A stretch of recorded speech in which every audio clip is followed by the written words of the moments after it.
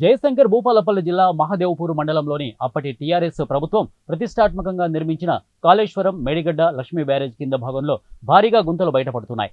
20-21 పిల్లర్ల ముందు భాగంలోని ఇక బావిని తలపిస్తున్నాయి. భారీ గుంతలు కాంక్రీట్ గ్రౌటింగ్ కోసం క్లీనింగ్ చేస్తుండగా గుంతలు బయటపడుతున్నాయి. ఇక ఒంటివి న్యూస్ కెమెరాకు చిక్కిన భారీ గుంతలు మట్టితో బ్యారేజ్ ఎగువ భాగం వైపు గుంతలను ఇంజనీరింగ్ అధికారులు ఇక పూడుస్తున్నారు. గుంతలు పూడిస్తేనే బ్యారేజ్ వరదను తట్టుకుంటుందన్న నిపుణులు ఈ ఆర్ట్ రిపోర్ట్ కంటే బలహీనంగా ఉన్న బ్యారేజ్ అడుగు భాగం కాంక్రీట్ గ్రౌండింగ్ సక్సెస్ పై తలెత్తుతున్న అనుమానాలు. ఇక గ్రౌండింగ్ ఫెయిల్ అయితే చెట్లు తొలగించాలని నిపుణుల బృందం సూచిస్తోంది.